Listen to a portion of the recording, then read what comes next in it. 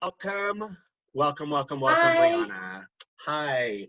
So we're so glad to have you here. We're so excited about this alumni series that we've developed to deal with COVID-19, and so glad because you're always so busy that you're never available. So that's one silver lining, is that we actually could get you, like, sequestered to your home long enough to talk to you. I have lots of questions for the students, but also if you can start however you want. You can talk about whatever you want. You can tell them whatever you want about yourself. Yeah. Wait, hold on. I just want to make sure because I think there's more people. Oh, yeah. There's way more Oh, people on here than yeah. I think.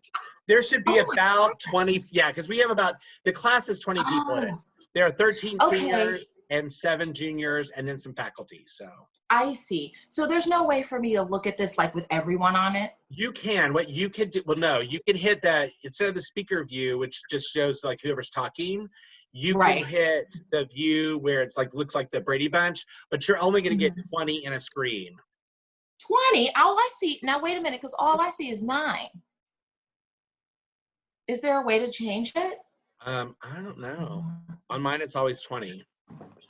If you're using an iPad and not a computer, you can only go up to 9. Oh, that's Jean. Jean knows the Got iPad. it. There we go. She is Jean with using all her the iPad. answers as usual. Okay. Yeah. Well, I can't. And how do I make it speaker view? There's a little button up there where it either says gallery view or speaker view. And at speaker view, you'll look at yourself while you're talking. Switch to active speaker. Okay, that's what I'm going to do because I just want to know who's talking. Yeah. Okay. All right. Okay, fabulous. Okay. Hi, everybody. Whew. I'm very nervous. Oh my gosh, you have no reason to be nervous. We're so excited. Okay, so Okay. tell us whatever you would like to start with, and then I'll start going into questions. Okay, well, I'll start with just about me. I'm Bryonha. I originally am from Kansas City, Missouri, and I went to Westland. When was my first year?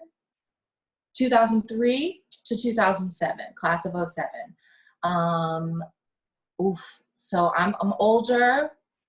I am 35, but college feels like it just happened. I was a music theater BFA there, and my goal was always to come to New York and go to Broadway. That was my goal. I started after school just like working regionally and booked like 2 years of work right after college, and ended up booking the ragtime at the Kennedy Center, which ended up transferring to Broadway. So that's when I moved to New York, was with my debut. I did not want to move to New York before that. I was really, really scared, and I'm, from Kansas City, so I just wanted, I'm not used to wasn't used to the big city life. And I was scared of public transportation. I was scared of all of that. So I said, I don't want to be broke in New York. I don't want to be waiting tables, even though there's nothing wrong with that. I just said, I'd like to go with the show. And it happened 2 years later. So my debut was at 24 with Ragtime, the revival of Ragtime, which ran for officially 3 minutes. Scott saw it. He came in the 3 minutes. And I, after that, it was like it was about a year before I went back and did Porgy and Bess on Broadway. And then about 2 years later, went back with After Midnight. And then 2 years later, went back. So it's like every 2 years I go back to Broadway. So I'm up for a trip actually coming up. But yeah, the road has been very blessed. I've worked really, really hard. And in between, there have been hard times. But I've been lucky, so lucky that I've not had to go outside of anything in the arts. I've been able to supplement my income with mostly concert gigs or regional work. And that has gotten me through. So especially in the last 2 years. So yeah, that's where I'll start. Questions? Yes. Okay. So I have about 40 questions. Okay. So, and I kind of organized them, but some of them got to me a little late. So Bree, what is one thing you learned at IW that has served you really well in your professional career?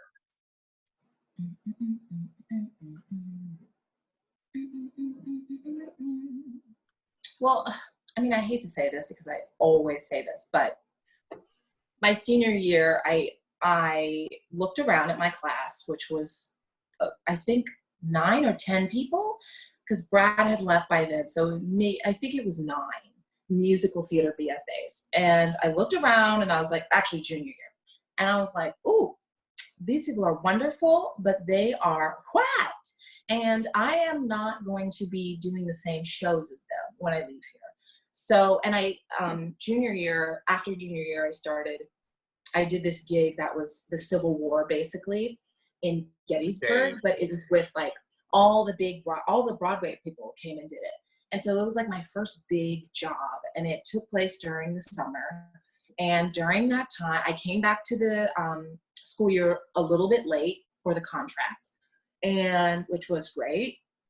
And I remember that when I was there, I lost my voice, and I completely was like, I don't actually know how to do this 8 shows a week. I don't know how to like scream out gospel tunes 8 shows a week healthily. And I also was very young, so I was partying all the time. And because I could wake up and I could just sing. It's not like that anymore. But back in the day, I used to work really hard on stage and then also play really hard. So I came back to school and I was like, you guys, first of all, please don't cast me in the fall show, because I need to figure out how to use my voice correctly. And so I started an independent study with Dr. Karen Boehm, who I don't even know if she's there anymore. Is she still there? She is not here anymore, but we actually have a scholarship in her name for music theater majors that she's. Oh my gosh. Yeah. Okay, so it was nothing against the training that I was getting. The training I was getting, I needed desperately. I had never had voice lessons before I came to Westland, but I thought like, I've got to figure out how this works, my instrument, because I didn't know anything about it. I just knew I sang from my heart, and I knew I would emulate, big stars, and I could sound like them in any type of like classical, soul, whatever, but I didn't know what I was doing. So I took an independent study with Karen, Dr. Boehm, and I started an independent study with Sarah Freeman, who left shortly after we left, who was the theater history teacher at the time. Yeah. And I asked her specifically, I was like, realistically, when I leave here, I'm not going to be able to do Man of No Importance. So I'm going to be doing like Black shows. So I need to really get that in my repertoire. And she developed a whole curriculum for me over the semester where I would just read plays and we'd discuss them like, a week and a half later, and to figure out the themes and, figure out audition monologues from it. And it was like, I think we got through like 15 plays. I mean, it was super, super helpful for me. And Dr. Boehm was super helpful in just learning how to use my instrument technically correct. So that actually doing 8 shows a week was something I could fathom. And for me at West, like, I don't know if they do that at other schools, but I know when I talked to, because it's such a family and it's so small in the theater arts program, like you can go to your professors and say, hey, I really struggled for the last 3 months and I need to help myself. So can you help me? And they were really understanding and sent me to all the right people. And I don't know, for me, it was a really good lesson on understanding how to ask for what I need, which is so important in this business. And also being proactive about getting your own training, because I loved the program that I had, but I just wasn't studying. We were missing like a huge component of African-American studies in theater. So I had to go seek it myself, and there were professors there who could help me. So I think for me, that's one of my best memories there, because I really took out of it so much, and it prepared me for the next, 10, 15 years. Awesome. We are very fortunate, that we have a little more diversity on the faculty now than we did then. Oh yes, and I saw. We actually have a new faculty member who's joining us of color in the fall, so that's going to be awesome. Yes. Okay, so next question. What is one performance that really impacted you as an artist, both at IWU and post IWU, that you think really kind of changed the game for you?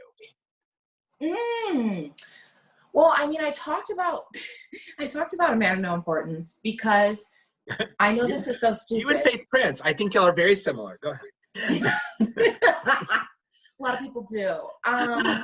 No, for me, I was like, oh, I'll never be cast in this because it's about a bunch of Irish people, and I don't even know how to speak in that accent, so like, why?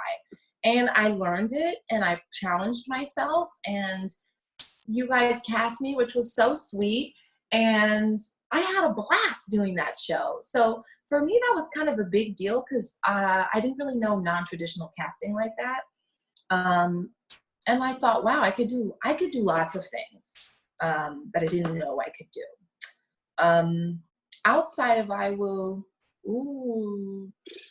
it's probably going to be Porgy and Bess, just because I was working with, I don't know if you guys have heard of her, Audra McDonald. She's like a new talent coming up. But being on stage with her, watching her was a really good lesson in, how to be a professional, but also like in the rehearsal rooms, how to know when you could joke around, when you were business. And I think that's a lesson like a lot of people haven't learned coming out of programs now. Like, you have to just learn when to be on and when not to be on, when to listen, and when you can be like the focus. And it's really tricky as an actor, right? Especially as a woman, and then especially as a Black woman. They're really tricky lines. But that I learned from her, watching her, because she's a consummate professional and so graceful and so hardworking. And also like Norm and all of those people. Like, it was just a really great lesson. And it was my second Broadway show, and my first as a principal.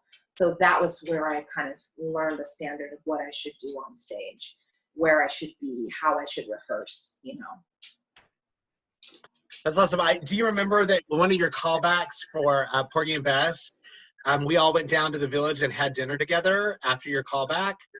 Because I just happened to be in town and you were in town, and we went and picked up Lisa. Had my book with me. Yeah, and we picked up Lisa after her matinee at Adam's Family, and met everybody downtown. But also that was a special show for me because I was able to have Jean with me, and Sherry and Jessica. We all came up and saw that show, so that was awesome. That was so great. Yes, we were screaming Bryonha, Bryonha. You've seen every show I've done here. I have, except for when you went into, except for when you replaced in Book of Mormon. Yeah, Book of Mormon. Yeah. Sorry, I couldn't make it for that one. I'd already seen it. It's okay. A lot of people missed it. It's fine. The check cleared, so I'm great. Okay, let's see what we've got next for you. Okay. So, because I'm skipping over some things what is your favorite project? No, already did that. No. Okay, what was different about acting on stage than acting in camera? They have a lot of interest in your experience with SpongeBob and replacing in SpongeBob into a company that was already kind of formulated. And did that happen because of Dave and the musical and, and working with Tina on that? And so a lot of things about how is that different, because you've done a lot more stage work than you have film work. Yes. When I first met you, you were moving to LA, so. Ooh. How dare you? Okay, yes. So I don't have that much camera experience. I am just now at 35, after 5 Broadway shows, finally getting to the point where I feel comfortable in front of the camera consistently. Doing camera work for a television show is very different from doing camera work for a musical for the television. There was almost no difference with SpongeBob.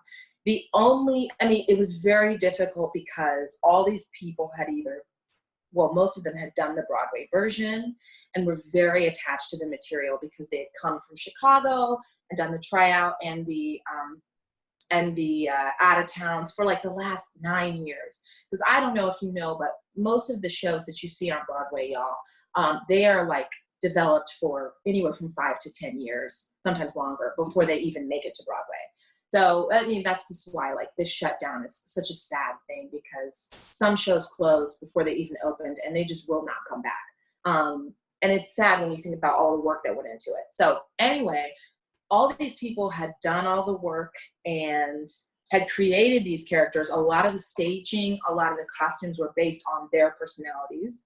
And when I did, this is something you should know, is that when you audition for people in any room, it's almost 90% of the time not about that audition. You're not going to book most of them, but some of the actual jobs that you get are just auditions for other shows. So when I got Dave the musical, which I didn't audition for, it was after Prince of Broadway, so people knew my name and knew my work. And somebody called and said, Telsey called, and they were like, can you do this 29-hour reading, which is basically you do 29 hours of rehearsal a week. That's all you're called for. And you get paid chump change. It's like $150 if you're lucky for the week. And you say yes to these things because they're usually with great teams. Of course, I saw Tina Landau. I saw Tom Kitt. I saw the names who were playing the leads. And I was like, oh, well, I'm going to do it. So I did it. I did the 29-hour, and they just immediately were like, can you come do the production? So sure. So I did the production. That was in February. I did the production in the summer in DC. And then Tina at Landau and I got along really, really well. She loves women of color. She loves strong women who are like very outgoing about their opinions, which is just not found a lot in this business.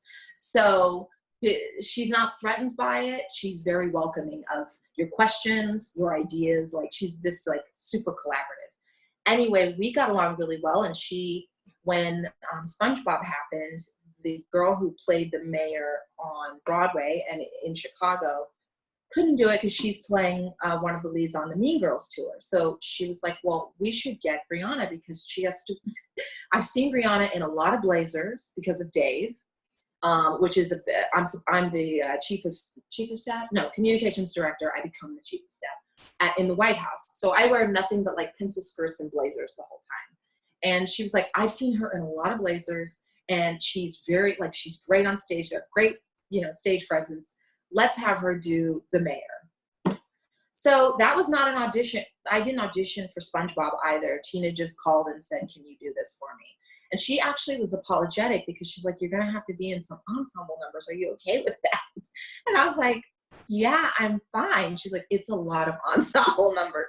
But it was totally, a lot of people don't know because I'm mostly a singer actress here, but like, I love dancing, and they never have me do it. I think because my boobs are so big and they don't want like a lot of jumping. You understand? So I was like, so they never want me to do it. And so I was like, no, I'm jazzed. Let's do it. So I'm in there doing all this Chris Gattelli handwork.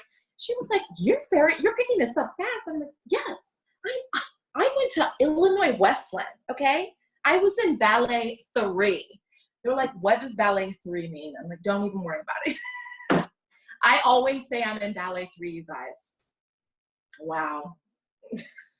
But anyways, all that to say, it was that doing Dave was what brought SpongeBob. And SpongeBob, I mean, I could go on forever with this experience because it was so different. I've never done anything like it. We rehearsed the show in Queens for 2 weeks, as if we were doing it for television. When we ran it, we ran it once just for our brains all the way through. We never ran it all the way through again because we were going to do acts, TV acts, and there were 9 TV acts. So we would only rehearse like the top of the show to a certain scene where we knew there was a commercial break. They would yell action, you would do it. They would yell hold, cut, and then we would go and we would reset and do that whole act one more time. Hold, cut, then we would reset for act 2, TV act 2. So you did that 9 different times so that you got it in your body what the TV acts were, but we never experienced the characters as a whole but one time for the whole arc of the show. And that was fine with me because I was like, this is, you know, this gig is like, I mean, the TV world, you're on everybody's time and money. So there's no time wasted when you set up for the scene. Actors need to be ready to go, and you don't want them to be waiting on you. So I think, and also we shot it in England in a very small town called Plymouth, like near Cornwall. So it was like random in the country, beautiful. But there was only one theater that had the capability to build the show in that amount of time. It was like 3 months they had to build it. It was very short. So, and that random theater was in Plymouth, which randomly is where David, my husband's show, Imagine This, started its pre-West End tryout. So when I walked through the halls in Plymouth, England, I'm looking at his posters, which is so full circle. But yeah, you go there and it's like you're doing a show. You're in a dressing room, you're beating your face. Well, actually, they're hiring people to beat your face because beat your face means put makeup on. I think you guys know that, but they're hiring people to do it because they have TV. They like, you look a different way on TV than you do on stage, right? So that was interesting because I was doing my theater whole, like warming up, showering, getting there, warming up, getting dressed, putting the wig on, and they have a specific way they do everything for the television. And then you just run it in TV acts. It's exhausting in a completely different way. You're not tired from running the show. You're tired from this like super concentrated 10 minutes. And then when they say cut, you're like, thank you, Jesus, you know? And then you do it all again and you try to match the same energy and try not to, you know, mess up what you messed up in the last take. But there's a little bit more wiggle room because, you know, they can edit certain things out, or, you know, they might cut to a wider shot rather than going in on you where you made a mistake. You know what I mean? So it was great. And that experience was fabulous.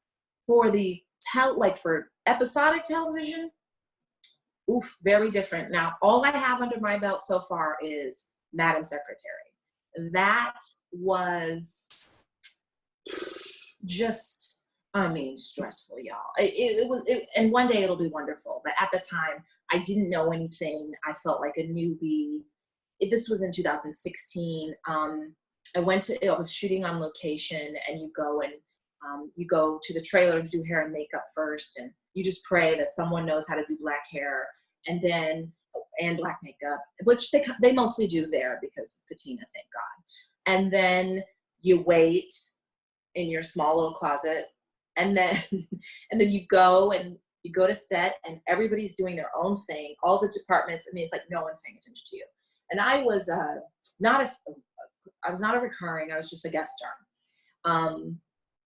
And you shoot your scene, and like I said, it's like super intense and quiet. As soon as they say action, you have to deliver in that moment. You don't get any retakes, and that's the hard part when you're used to being on stage, right? Like you're used to just like, tonight it was different, and that's okay, because I felt different tonight. And on television, they're like, no, it needs to be the same. You know, like and it's not about bigger or smaller. I mean, of course, I guess you bring down the craft a little bit because you don't need to communicate as far as you do on stage. You just are communicating with a lens. And so, yes, that's smaller, but like the intense concentration it takes is the same. The output of energy is the same.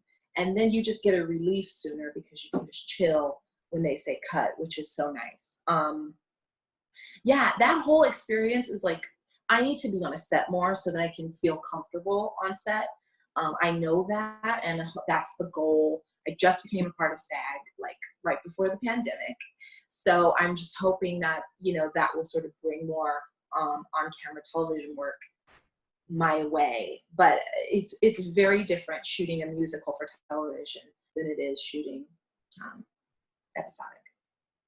Awesome. Well, on that same vein about talking about experiences, you brought up a little bit about, you know, Audra McDonald and Diana Paulus and you just Patina and some of these other people you've got to work with. But there's a lot of interest, and this is, you know, because I'm a huge Hal fan, and but they want to know what it was like to work with a legend like Hal Prince. And I mean, you are definitely one of his favorites. So, oh, you guys.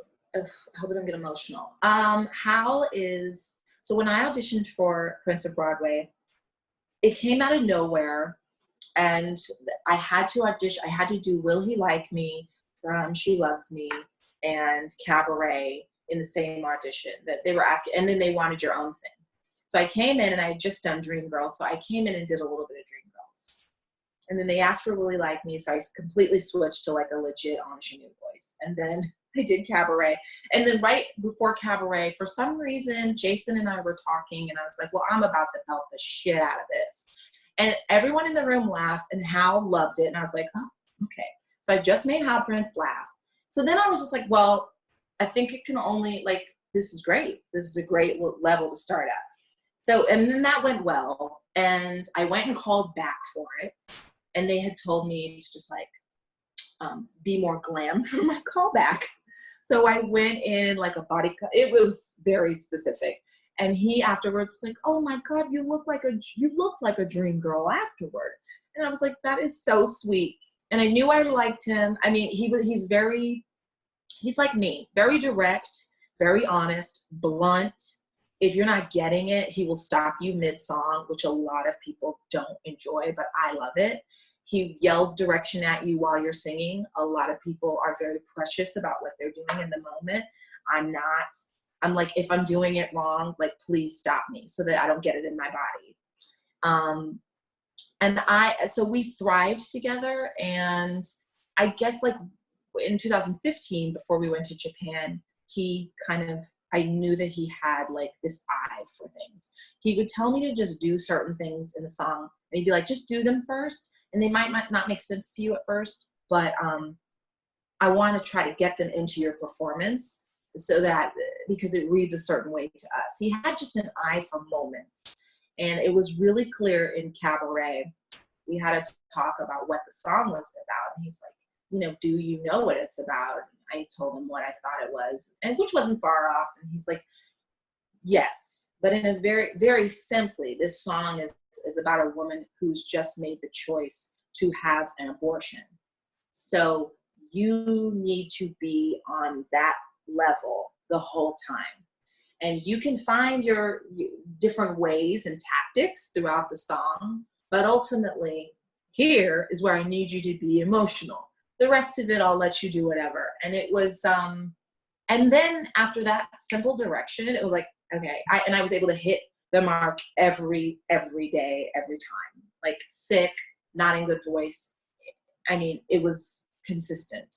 He loves consistency. He loves heart. Really like loyal. I mean, there were people who had worked with him 20, 30 years ago who he would just make a call for and they would just get in a show. A lot of people in Phantom were like that. He's just like, he was like I had lost my grandfather in 2014. So when I met him, his spirit, it just reminded me of that. It was just so open and funny and ballsy. And we got along really, really well.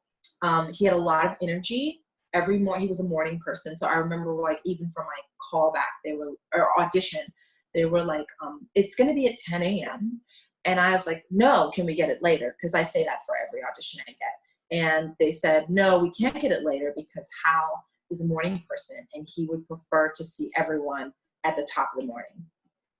So, and by the grace of God, it all came out like every day. But like, even in rehearsals, we would get in the room at 10. We would have a physical and vocal warm-up. And then we would run the show at 10:30 every morning. And it got to be like, woof, can we just get an audience?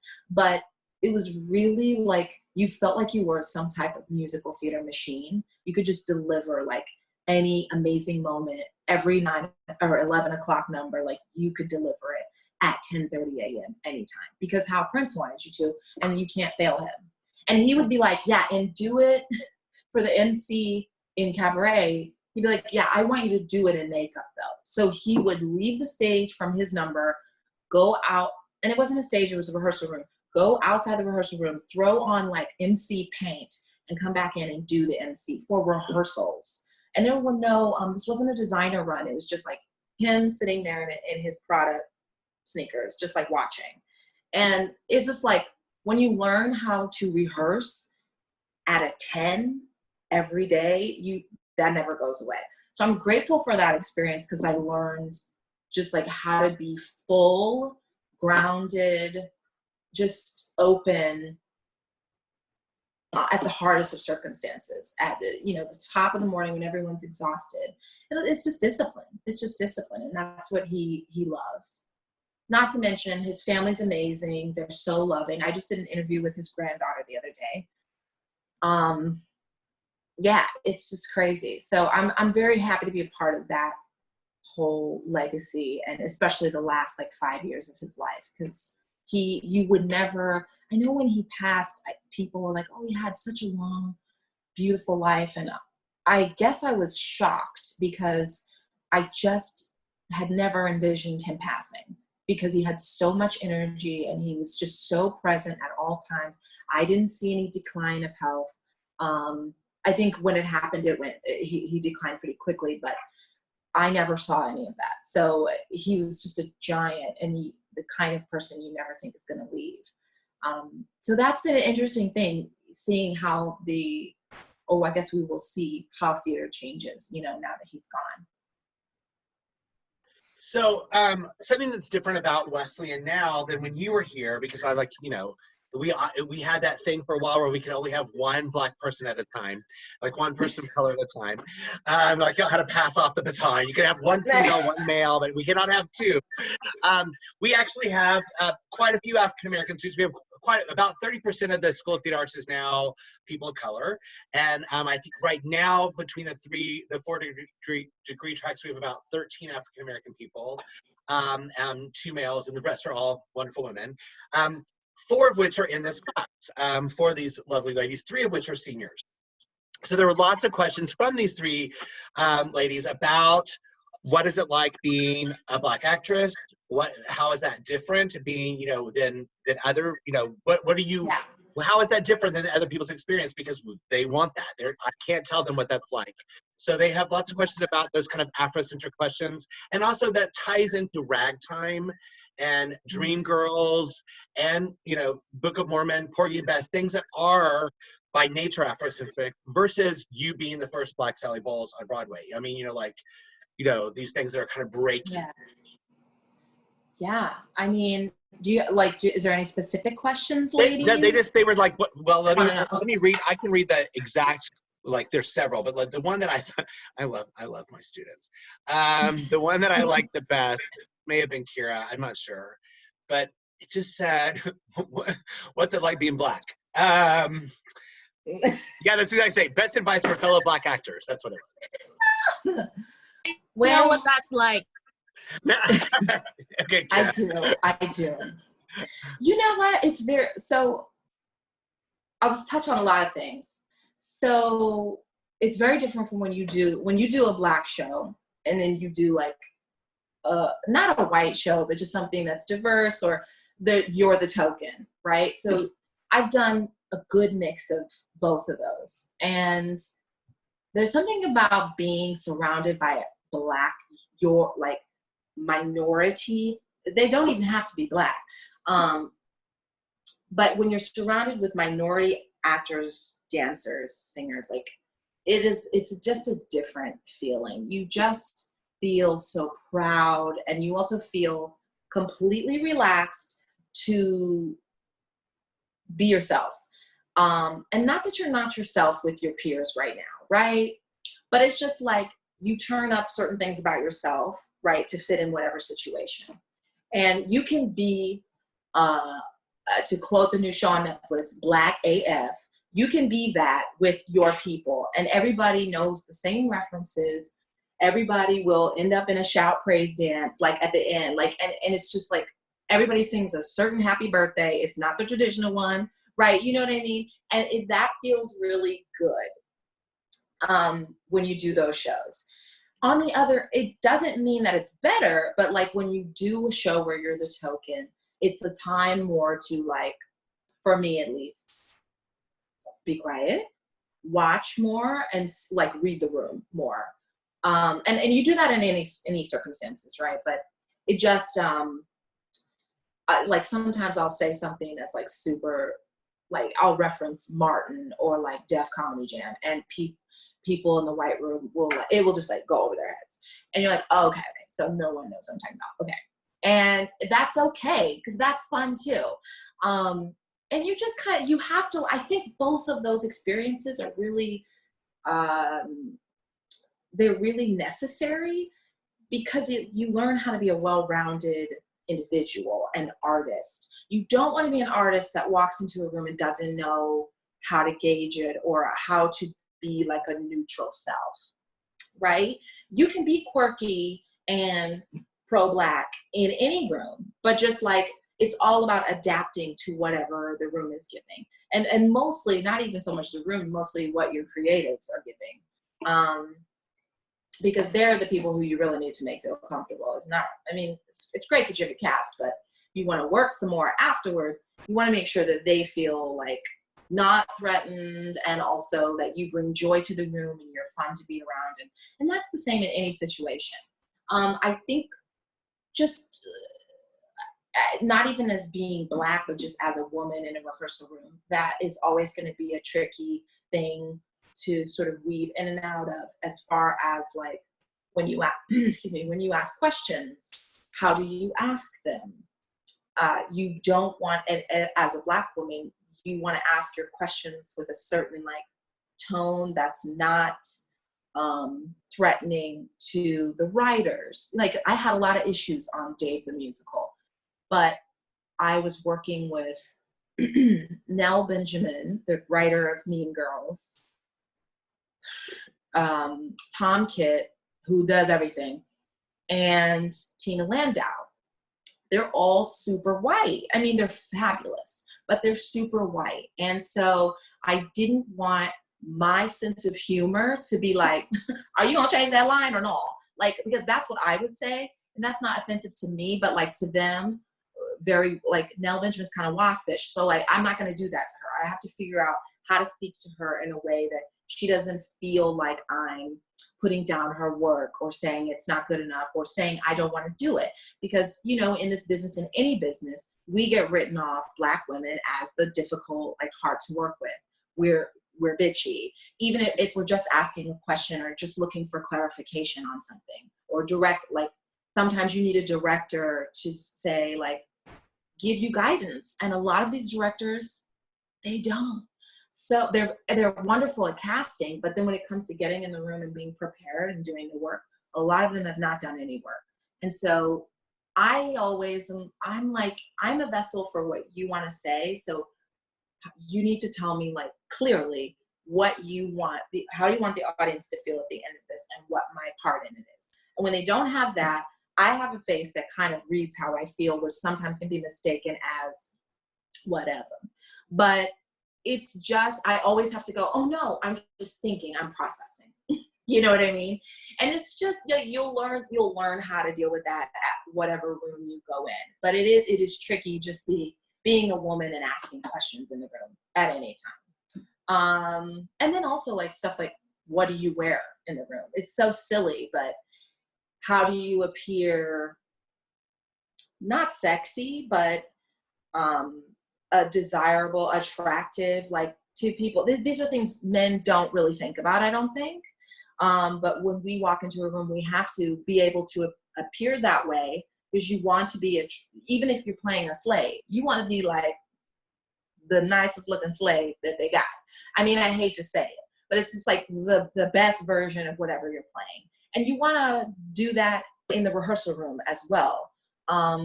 It's professionalism. And that's like something you have to figure out when you're in the room. What do you wear that gives you that feeling, gives you that confidence and that boost, or whatever you're playing. And then also is something you can actually work in and, like, play around in and move in. And you feel comfortable in, and every time you sit down, your pants aren't going down. You know what I mean? Like, it's stuff like, little stuff like that. You have to figure out what that is for you. And it's been tricky, but I luckily, because I always sang older than I was, I've always had a voice that was like of a 45-year-old. I have never in a room usually where I'm the oldest person. I have always learned from those before me, and they've always shown me what, honestly, like Audra showed me what to wear in a room, where you still had it, you could still see your shape, but it was not offensive to anybody, and you could work in it, and you could put on your character shoes and just like, you know, like it's very important. And it's whatever your process is as you grow, you'll develop what works for you and what doesn't. And you can apply those things as you go. But yeah, it's a tricky thing. Also, your peers are going to work, I can't say that. Your peers, it's tricky. You can't say that because you've been working consistent. Right. I was going to say, and I don't want people to be offended, but like for every, 10 Black girls there are for a role, there are 40 white girls trying to go for that same role. So a lot of the times, and I think you've seen this with like some of our alumni, like we work and we book because, first of all, there are not as many opportunities, but when there are, it's a very specific skill set you have to do it. For me, it has been doing like full out soul music or full out like operatic legit. And the in-between mixy stuff. And I've been able to make a whole career from mixing, which I had no idea how to do in college. But it's like very important for any woman. And it's like any woman, Black girls we're known to not really mix, but like that's because we're not asked to a lot. We don't get to sing quaint, beautiful songs about like love. We have to like scream, right? Most of the time. And so it's really nice to be in the middle. So you want to like make sure that your toolbox is ladled with things to be in the middle so that you can work more. But your counterparts, you cannot compare yourself to the other people in these boxes because they're going to have a very different journey. And when they book, there's going to be times where they're going to be booked and you're not, because there's not one Black show on the list of a season at a rep theater, or there's, it's all, and when I say Black shows, I just mean anything where you're looking at diverse casting.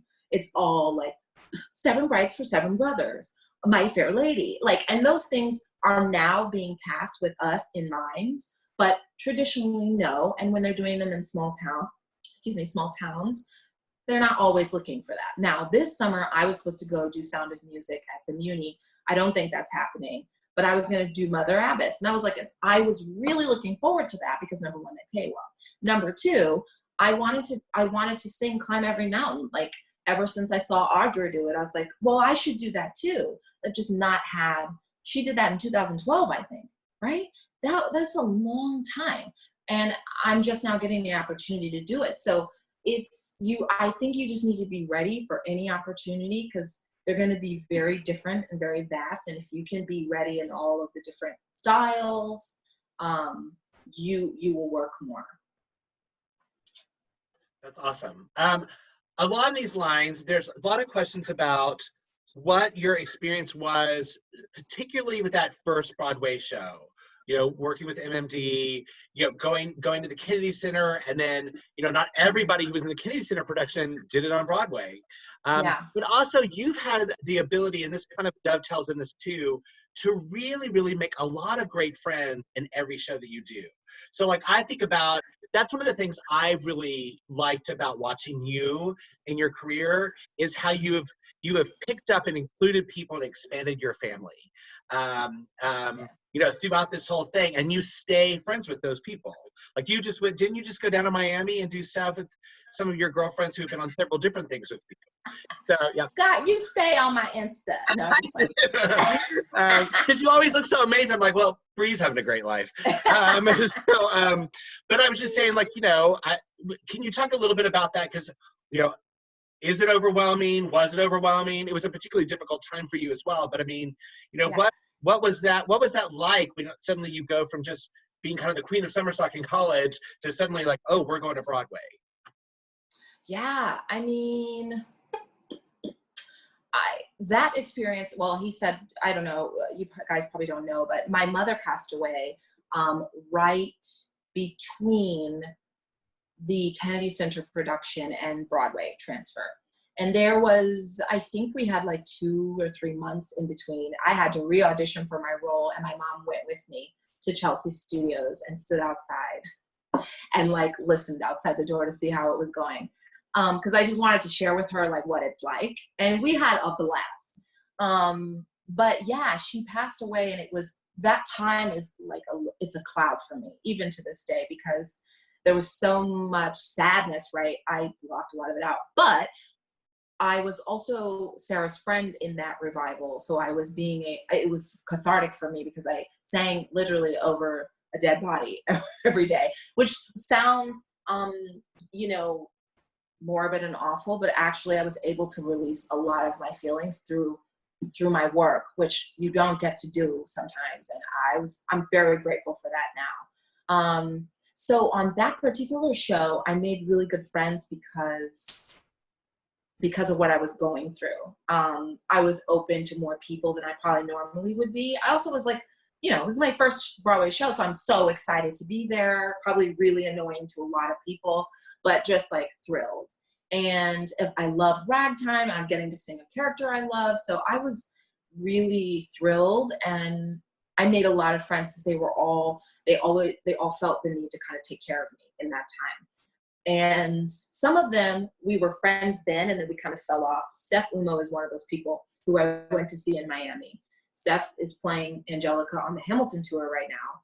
And we fell off for like 5 years. We weren't really in communication, but we sort of picked up again when we both had grown up a lot. We were the youngest people in that cast. And we're playing Sarah and Sarah's friends, except for the little boy and girl, which are like 9, but we were the youngest adults. And so we bonded really well on that experience, and then kind of fell off. And now we've picked it back up as women in our 30s, which is really, really cool to see how we've grown. But I also learned that you can't take everyone with you. You're going to do a lot of shows, and not everyone's going to be your best friend. There's going to be some people who act like your best friend. They are not trying to be your best friend. They are keeping tabs on you because they want to know like what they have, like what's their competition is, right? So you have to be able to discern what that is. And then also, some people aren't going to be like great for your process. For me, when I'm doing a show like Dreamgirls, and I have to live like a saint to be able to do even 6 shows a week, I don't do a lot of going out, hanging out with people. I just can't. And so some of the people just fall away. They just don't make the journey, because if you're like super focused and you've got your blinders on and you just want to get your gig and be the best at your gig, some of those people don't make it. And they're lovely people that I've worked with, but I usually take maybe 1 or 2 close friends from each contract. Ragtime I took more because of what I was going through. Yeah, but every other show, it's hard. There's just this amazing sense of community in the Broadway community, but not just Broadway, like anybody who's a theater artist. We know what it's like to suffer. We know what it's like to be broke, to thrive, and to still thrive and be like so full, even though you have $19 in your bank account. Like we all know what that is, no matter how big you get. So I feel like camaraderie and sisterhood with, people that I work with who I'm maybe not on their same level, like name wise. But we have the same experiences, and we've all gone through, sort of paying your dues. And so, yeah, I mean, I have taken a lot of some people with me, but I think losing my mom was also just made me more open to whatever those experiences brought. I'm like, oh shit, like just bring me all the family I can get, and that my friends and my community are really like, they are my family. So, and you'll find that, but I know when I first got out of college, I was very familiar with everyone, and a lot of people found it annoying, but just like be comfortable in who you are, let people come to you because you're interesting and you're enough. You don't need to do extra. Be friendly, be a good person, and you'll take whoever you need with you. I don't know if that answers any questions. No, that was good. You brought up a couple of things in that, so I can steer some of these other questions there. One is about the journey, you know, like leaving school and starting this journey, and about how do you handle, you know, the financial scary part of it, and the moving to New York, and not knowing if you got what you need, and in between gigs freaking out because you're like, will I ever get another show? Will I ever work again? How have you kind of dealt with that? And the other is you've gotten to work with some amazing people that are huge names, and you've even understudied, you know, like that track that you did in After Midnight, where you like were like kind of the fill-in for celebrities, and then you were asked by Audra, you know, they asked you to cover Audra on Sweeney Todd, they asked you to cover Vanessa Williams on Showboat. Yeah, so there's twofold. One is, how do you deal with all that coming out of college? I'm a senior, and I don't know what I'm doing, and it's up and down of the business. And the other is, how is it when you're in the room with all these big names and you're expected to deliver, and they've got kind of reputation on their side? Okay, so the first part of this is getting out of college. Okay, so, you know, one thing that I wish that was at the college was like a course in business. Like I kind of wish that we were required to take that, because I learned so much about the art and the craft, and that is my foundation. I pull on it constantly, right? But there's this like really scary part of, how do you go from making, and this is still something I'm learning, doing like a symphony gig for a weekend where I'll walk away with a $20,000 check, and then not working for like 4 months, but still paying rent in New York and living and trying to take voice lessons and all of it. It's very hard. And I didn't learn to save until after like my third Broadway show. Because, you know, when you're in the moment, you're so happy to be doing it, and you're usually working with fabulous people. So you're not thinking about, oh, I should be putting away, unless someone has taught you. My mother used to tear up credit card bills in front of me. And I thought they just went away. Like when you tore them up, they just left. So I did not understand credit or anything to do with it until like maybe junior, senior year. I remember John Cable, who's another alumni. He has impeccable credit. And he was like, what's your score? And I was like, is this bad? He's like, absolutely, you can't get anything with that. And it really got real. And then when you come here, you know, to get your name on a lease with 5 other people, you will be looked at. Your numbers will be looked at. And so you need to be able to manage money. So I just say that was one thing I wished I could have had. But I don't also think that that's the job of our college, right? Like, you guys are coming up in a really different time. We came up with social media, but like, it's different. It's like full blown with you guys, and you have so much information at your fingertips. So I would really start looking at real life. First of all, use your resources, because you have tons of alumni who live in New York and can tell you real costs of living here. And we all know the cost of living when you're broke and the cost of living when you have money. It's very different. The quality of life is different too. But, you know, I always tell David, like, I know how to be broke in New York, and you have no idea, but I do, you know? So I would say, try to get your hands on budgeting tools, try to put up a budget for yourself. Even if you're a junior right now, like, put a budget for your senior year. Figure that out so that you learn numbers, how much income you have coming in realistically, and how much you have to play with, and how much is your actual living expense. Like, these are things that I'm still trying to cultivate the habit of doing. And so you should start early. It was, like I said, ragtime, Porgy and Bess, and After Midnight went by, and I barely saved anything. And it's really embarrassing when you're like, yes, I'm successful, and I have nothing to show for it afterward. And then as you grow up, you find more people who just managed their money really well and did a long tour, and then came back and bought an apartment or bought a house upstate. You know, like, everyone does that. And so you will sort of feel that pressure to keep up automatically. But I would say, learn how to budget now. And then research what it would be to be in New York. Because I don't know if you guys are coming straight here. this is a really tricky time with the pandemic. So I'm not sure what it will look like come fall or this time next year. I don't know, but yeah, just make sure that you know how to manage your money. And the second part of that question was, yes, I've worked with really big stars. They're people, they're just like us. They're not, I'm gonna tell you a secret, a lot of the time, they're just okay. They are I'll just keep it real. They're very lucky. They're amazing. They're good business people, and they have a team. And they're usually beautiful people who are just lucky, who've had some opportunity that you haven't. And they flourished. So like, this is not the case for Audra, okay? She's good.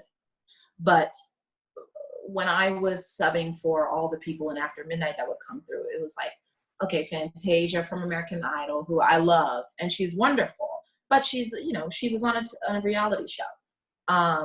So she doesn't really understand how to like act on stage. She just like goes with her heart, which is beautiful. But there's no like skill or craft there. Vanessa Williams, Tony Braxton, Babyface, like all these people that I subbed for, they were wonderful people, and they have like this clout in the business. Katie Lang, they're amazing music artists, but they were not like trained in theater at all, and they were terrified to come to After Midnight because number one, they were expected to deliver 8 shows a week, which is not normal for any musician really who's doing like, one concert every maybe 10 days, maybe. And they also were just like nervous about having to move on stage. They didn't want to do that. So actually like as much as intimidated as I was to be in the room with them, it was also really sobering because I realized that they were just like, they're just fearful and they're human beings too, and they're getting through.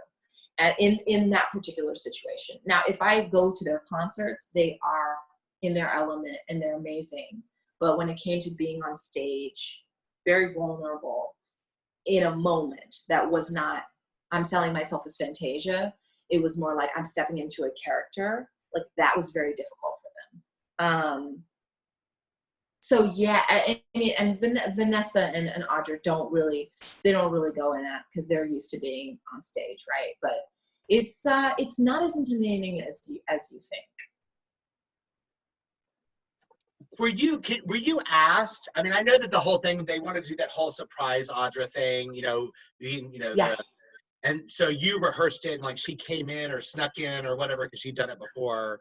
But she actually, so they knew she had concert dates because they don't really do New York Philharmonic anymore, you guys, but when they had a lot of money in the budget, they could afford these huge shows. So we did Sweeney Todd,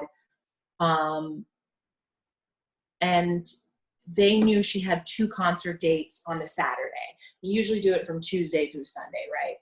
1 week only. And because they knew she was already going to be gone, they just called me in to audition for The Beggar Woman. And they were like, we don't want you to play any ensemble. We just want you to cover Audra when she's not here. Okay, cool. So I basically, at that time, this was like a huge deal for me. I was like 28. I was doing After Midnight at the same time. So I would rehearse Sweeney Todd with the Pace University students because they had figured out a program where they could fill in for the real ensemble members and learn how like a Broadway show rehearsed, which was really cool. So I set the show with Pace University students, and then we moved into the rehearsal room, and the real ensemble came in, and I did it with all of them. Audra actually did not come into that process until like the day before she went on. Because that's the schedules, the nature of just like schedules when you're Audra McDonald. So everyone was used to my movements, my sound, my pacing. And then when she went on, it was not a train wreck, but it was just really different because she has like her version of it. And so then by the time Saturday got there, we were like really happy to see me, which was great because of course I was terrified. because that was a musical for television. So you go in and you get in a makeup chair and everyone puts your wig on. Like, it's not like a Broadway show where you do everything. And they were also like, look, we're probably not going to use your face. We're probably just going to have continuity shots because you know all the places that we actually blocked, and then everything else will be what Audra does. Because she'll just do, like, she does her, which is totally fine. But that meant that I had to make sure that I hit all the marks because that's where the camera blocking was going to be. So if she wasn't in the right place, it didn't matter because they were going to use my body for it. So actually, when I looked back on it, I was like, oh, they were using a little bit lighter foundation on me. And like, I wore her exact dress and her, I had a wig that was, it was a second wig, but it was like made to look exactly like hers so that you would never even know that I was in that production. But there, if you watch it, there are some shots of like her to the side that is, or like, it's like sweeps by and it's me, but you know, she was used for the telecast, which I already knew going into it. And I was just thrilled, you know, to be like covering Audra McDonald. I was like, really? Like, I'm good enough? And then I tried to self-sabotage it by not learning my music. And I don't know if you guys have worked with Scott Flaherty, but he's my teacher now here. He's been my teacher since I came. And he was like, you don't know this music, like you should. And I was like, oh, it's fine. Like, I'll go in and we'll have the conductor and I will work. And he said, no, you need to know it like the back of your hand before you even go in with that conductor. Because when you're doing like New York Philharmonic stuff, you go into the conductor's room and you just rehearse it with him and you. That's it. And then the next thing you do is with an entire orchestra on television.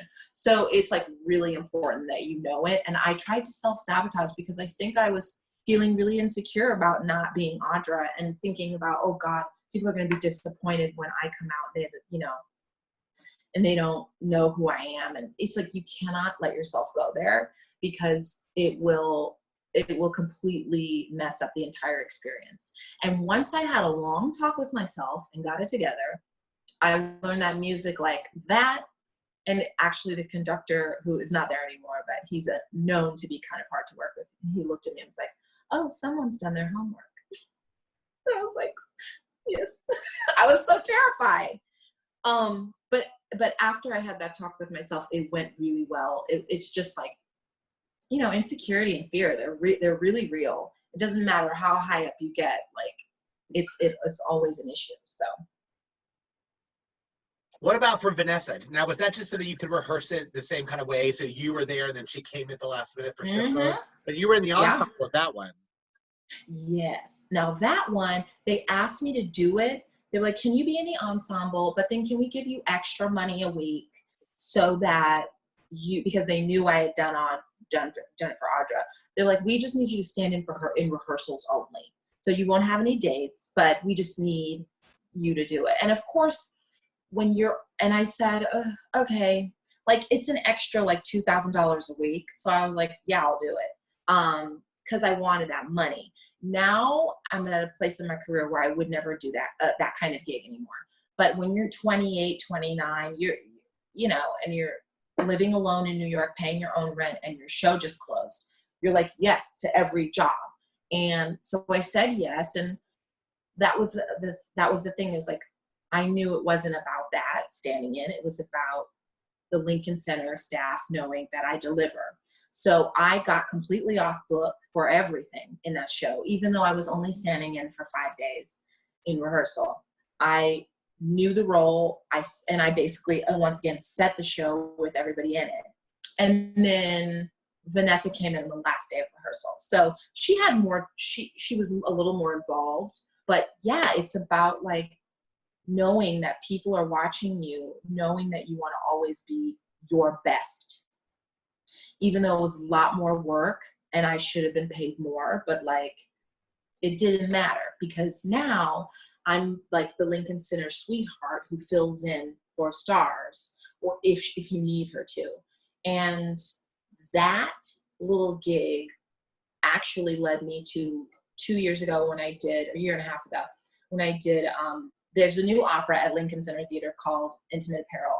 And It's by Ricky Ian Gordon, who does a lot of writing for Audra, does a lot of classical stuff.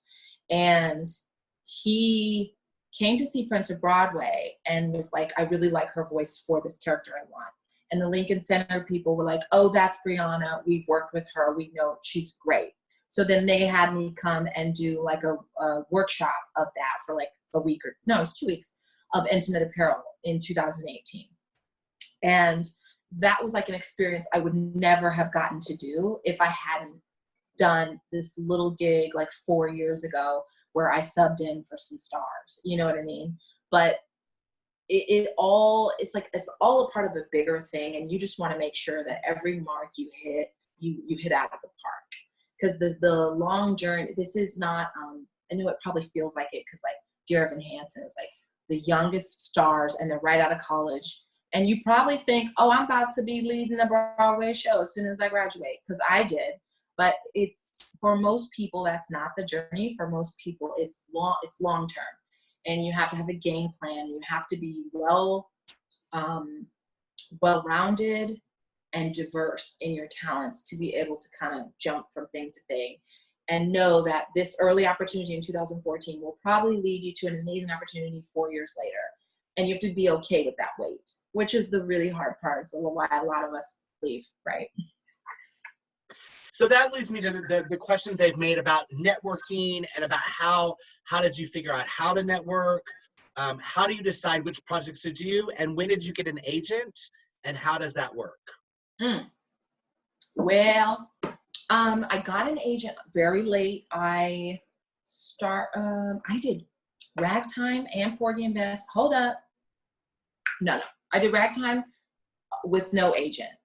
Porgy and Bess, I had moved to LA like you were talking about earlier. And I ended up flying back, like I moved to LA, got on a lease, and like 3 weeks later booked Porgy and Bess. So I sublet the place to Brooke Tranter, and then I went, another alumni, and I came back to New York and started rehearsals for Porgy and Bess. And while I was in LA for the 3 weeks, I met with an agency called the Daniel Hoff Agency.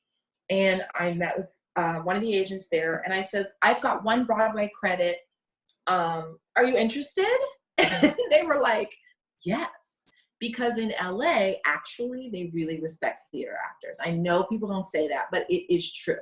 If you can make it in New York, like you literally can make it anywhere. So when I said I had a Broadway credit, they were like, yeah, we'd love to work with you. So they ended up negotiating my Porgy and Bess contract for like a much higher amount than I could have. Actually, than I've ever been paid since, which is a gag. So I got an agent in 2012, and I had been working summer stock stuff since 2007 and professionally on Broadway since 2009. So it took a little bit longer, and I had met with a lot of people, but it's like, it has to be, the timing has to be right, and they have to not have your type in the agency already. So if they already have like a Black girl who is about your age and kind of sings like you, they're not going to ask, you know. So I would meet with these people, and they'd be really interested face to face, but then there would never be a follow through. So that was really interesting. But then everything worked out. I dropped that agency once I really officially moved back to New York, because I was like, you guys just aren't connected enough. And they were still in LA. Went without an agent for After Midnight, and signed with CGF like in 2013.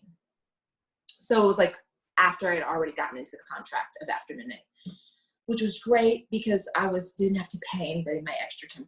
Now I've left CGF. I was with them for 7 years. I just left them, and I'm with Buchwald now, and then I have a manager as well. So it's like this, depending on your journey, you're gonna go from agency to manager, whoever, you're gonna go through them because it's a business. I would say from that, do not get attached to people. Do not feel like you owe people because you have been with this agency for however long. It's a business. There's a way to do it tactfully and with grace. Like, I went into my agency and told them I was leaving, And that was very hard to do. I didn't know it was going to be hard to do until afterwards when I went to puke. But when I was in the moment, I was like, oh, you guys, this has just been, thank you so much for supporting me, but I'm not going to be staying. They were shocked. And I was like, oh, okay, well, this is hard. And so I sat and talked to them for like 30 minutes, and they asked me what they could have done better. And I had like a full list because I'm petty. So I had written down like everything that I was not satisfied with. Every time you didn't come see me in a show, every time you know, took your commission out way too late, whatever, like it was all in the back of my head. And so I told them that it was great. And afterward, like the weekend went by and they all wrote me really nice emails after saying that like they loved me and they thought I was such a star, and whoever I was with, they were going to support me, which was very sweet. And it was hard to do, but it's something we have to, you know, when you grow up and you become an adult, like you have to treat people well. And even if they're people who you pay and they work for you, because agencies, they work for you, you have to release them with love. And so, and it worked to my advantage, thank God. But agents are like a whole nother thing. And like, you don't need, it took me a long time to realize I didn't need a manager until I've been in this business for 12 years now. I just got a manager 2 years ago. But you don't need all those people taking money out unless you're making a lot of money. And so I have a manager who specifically does like classical symphony gigs, you know, because they know how to do that. And my agency only covers me theatrically or film and television or commercially. So it's just, it's all tricky, and you learn all the ins and outs of that. I forgot the first part of this question. What was it? No, you actually got it. You got it. You got it. I got it. Oh, you got circle it. back. Yeah, you did. It was a thing. Wait, okay. Can I bring David? You should, because we have lots of questions for both of you that are like relational. David! And then they have a few questions for him about his writing and, you know. Oh, of course. Stuff that he's done. So you guys, my husband, I know you read his bio, but so we got married last year. Yeah. And we have been together for 4 years. We met on Facebook, but we really met during Ragtime. He's best friends with Kevin McCullum, who's one of like the top leading producers on Broadway. They went to CCM together. They were roommates, and he became, so like all his projects are handled through Kevin, and not all of them, but they're very, very close. Kevin was at our wedding, and and so anyways, David's known for Motown. That's like his big Broadway thing, but he's got like 4 different projects that were supposed to happen this year that we will maybe see if they happen like soon. In the next, 2 years from now. Yeah. Or if I'm lucky. Yeah. I love how you've redecorated the place. Yeah, it's yes.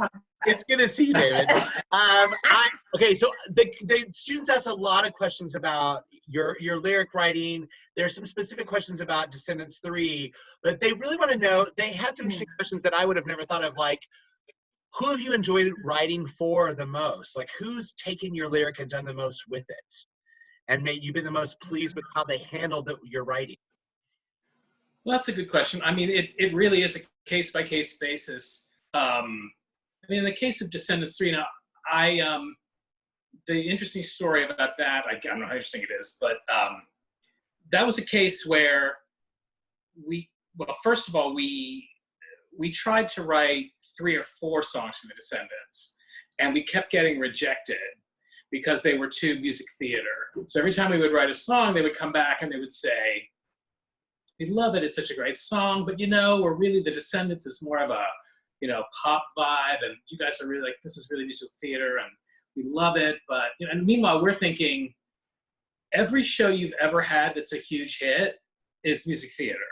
Like, so it's interesting that, that a song that will address where you are in the plot with the story and take a character from A to B or whatever is something you're not looking for.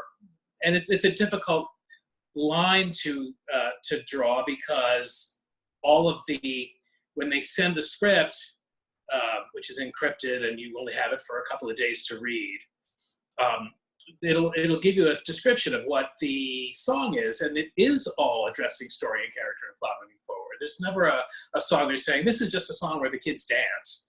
They're saying this is a song where the kids are singing about where they are in the world and what the odds are against them and how they'll get through it to the other side. I mean, so they all have musical theater aspirations narratively, but they're not really thinking about, like, you know, stylistically what the parameters are. And John Catt and I, as the composer, and I was the lyricist, we kept being confronted with this decision. Are we going to try and pander to what they say they want, or are we just going to be who we are and just, you know, sell it or not? And what happened was, after 3 rejections.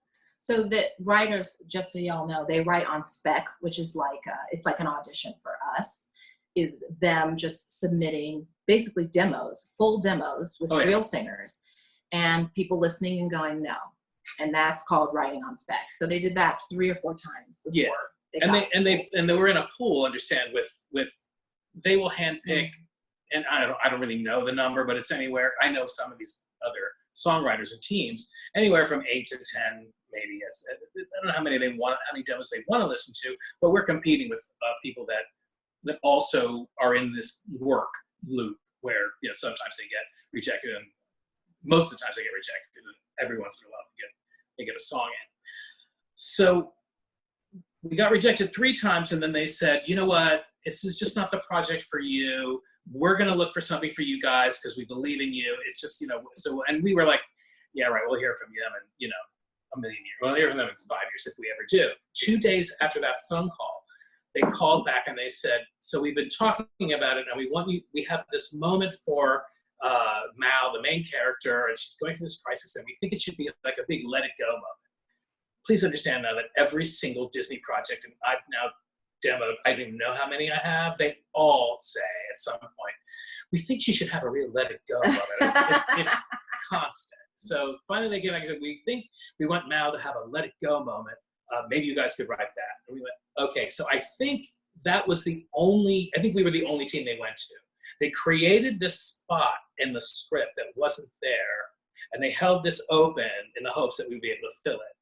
And we delivered the song, and this is where this is the part of the story that gets to your question about what it's like to work as a lyricist with, you know, a company, for example, like Disney, which is, you're always dealing with, there's divisions within divisions, and within those divisions there are a group of executives, and within that group of executives there is a director, there are 2 showrunners who wrote the script, and there are any number of other creatives who all have to sign off on everything. We delivered a song that was not called My Once Upon a Time, it was called One Once Upon a Time, and it was the same music, very, very similar lyrics, but the main hook was, and that'll be once upon a time, this happened, once upon a time. And they said, we love the song, we're gonna buy the song, which was incredible news. And then they said, we just have a few notes, and this was a case where between Kenny Ortega, who was the director, the Sarah Perriott, and I forget terrible name, but I forget the 2 writers' names, and whoever the executives were on the project did come back with a few notes. The main one was, can the hook, and it was Kenny Ortega, said, can the hook just be simple? Can it just be My Once Upon a Time? And I went, great, because I wasn't about to argue with, first of all, I wasn't about to argue with Kenny and Disney because, you know, we got the song in, but the main thing really was, I thought, I had been thinking about My Once Upon a Time, I just thought, is that too corny? Is it too simple? But that's what Kenny wanted, so I said, great. And so then we rewrote that. There was a lyric that, this is not your, right now the lyric is, this is not your father's fairy tale, it's not your mother's fault you fail. Then there was another one, this is not your father's hair on fire. That's the one. This is not your father's hair on fire. It's not your mother's dark desire. This is not your father's hair on fire. That originally was, this is not, anyway, I can't remember. You wear me out. It was something with hell. He used the word hell. I used the word hell. Disney was like, they wouldn't let me use the word hell. So I had Yeah. to change the word hell. Oh, and change the word hell turned into the hair on fire So this was a case where I got a few very specific notes from Disney, but it didn't make the song worse. A lot of times what you'll get, even you'll get this from Disney is certain, like there's some stuff I'm working on now, like a Mickey Mouse holiday TV thing for Disney Junior. And the notes I get from there are a little less, because it's pitched so young. So would you say that Disney is the writers you like to work with the most? I'm just trying to get back to the question. I think you have to make the most of whatever the situation is. You know, at this level now, I tend to only work or get to work with people that are really good at what they do, and they don't generally have bad intentions behind their notes, which are about ego. It's just about like they want to get their fingers on it somehow. Those are the bad notes. But when you're at Disney and you're working with people that I'm working with who are generally working at this level, you know, like we're doing shows that are going to Broadway, or we're doing shows that are hoping to go to Broadway, or they're going to have some sort of professional life. Hopefully, most of that by the time you're there, those people are giving notes for the right reasons, and it really is about, you know, you just hearing it and trying to understand how to bring it back from yourself as your own thing. Try not to take what they say and just, you know, say yes, unless what they say is absolutely right. But what we call a prescriptive note, which is the person giving the note is telling you how they would fix the note. That's a note you need to kind of ignore. You'll get that at any level. You'll get it less as you get higher up with people who are more skillful and more experienced. But a prescriptive note is something you want to just be very wary of, because if you get one, you hear it, and it could be a really smart prescriptive note. But if it doesn't come from, if it's not something you can understand creatively from within yourself, it will never come out. It'll never be on the page or go further than that as anything that feels anything other than artificial. It won't be authentic to who you are, as an artist. So you have to figure out a way to get the note, sublimate it, and then put it back out as something that comes from you. Okay. So David, you're so funny. You got it. You got the wife now. I talk a lot. Y'all are Sadie married lady. Okay, so the thing is, so David, they want to know how you went, because we have some writers in the room. So we were COVID-19 got in the way of a world premiere musical, Aces in the City of Gold. That Travis was the composer, lyricist, librettist. Kira and Braden have written a musical, Dust. We have some up and coming juniors that want to write some things. So we have some people that want to know, where'd you go? How did you go from CCM, opera, music, theater performance, and be a performer, because they all know you perform, they've heard you sing, even if it's just you and Bree, you know, giving us a full version of Porgy and Bess. So, or, you know, how did you go from that to realizing that you wanted to be a writer and you wanted to be on the other side and you wanted to tell the story and have more control over that? Well, a lot of the answers in your question, Scott, and it was about the age of your students, I didn't have the same control creatively as a performer, as an actor, as a singer. I had to be given permission to do what I did. And even as if I had stayed an actor and a singer, the idea of having to be given permission to do what I did would have led to me sitting down and just writing something for myself to do. I'm quite sure that that's what I would have done. But I was really good at these other things, fortunately. I was really good as a lyricist. I really felt really confident about that. And so I began to just pursue that with writers who needed a lyricist. You know, and then nowadays there's plenty more resources to find those people. But we did have the Lemon Angle workshop, the BMI workshop. We did have those things. They kicked me out of the Lemon Angle workshop because it was actually John Kavanagh who I wrote the song for the Descendants with. We actually knew each other then, and we had met, and we were writing together. And we would give them songs, and they would just say, "We had nothing to teach you. You can go." We literally got kicked out of there. And that just came from just growing up around it and just being in musical theater and really just on my own, just studying, you know, Sondheim scores, you know, meticulously, you know, on a day-to-day basis. Like I never spent any time when I wasn't with my nose buried in a Sondheim score and a Frank Lesser score, you know, and then when I was an opera singer, Puccini. So I was really steeped in it. But okay, what was your question? Because now I've gone on. Oh, no, you actually. But you got to it because I have also a slew of questions. They want to know all about you too. So they want to know how you use Facebook together, you know, and how and how y'all navigate a relationship because you're both in the business. How we ended up together? Yeah, well, they know that we know it had something to do with Facebook, but we want to know how David landed you. But also the thing is, because we know he went after you, so Hard. but also how y'all navigate these relationships, because that's been a theme, because we've ended up having lots of spouses and you know, girlfriends and things like that, and that's been a big thing because they're, you know, if you don't date people who are in the business, and you know, and you don't date people who are out of the business, that doesn't leave you a lot of dating. So how did y'all make this work?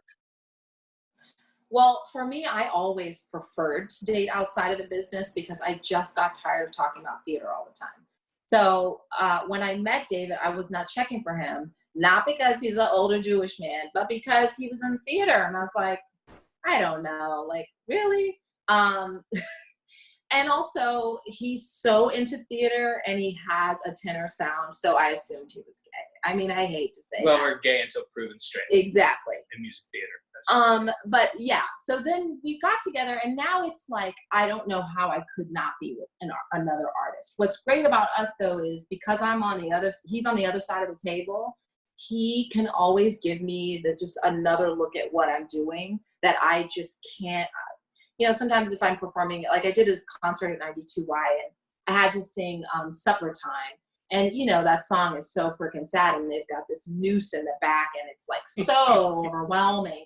And I started to cry like through it, and he gave me the note afterward and was like, you actually don't need to cry. We need to actually see you struggling to hold it in. And don't do that for us. And it was like a note that you don't want to hear as an actor, just for ego-wise, but actually I tried it the next day, and it went over so much better, even though I felt a little bit more in my head about it, and I wasn't really living in it as much, but it felt more like that was the craft. And he's really good at helping me understand, like, you know, aspects of performance that I just couldn't judge myself.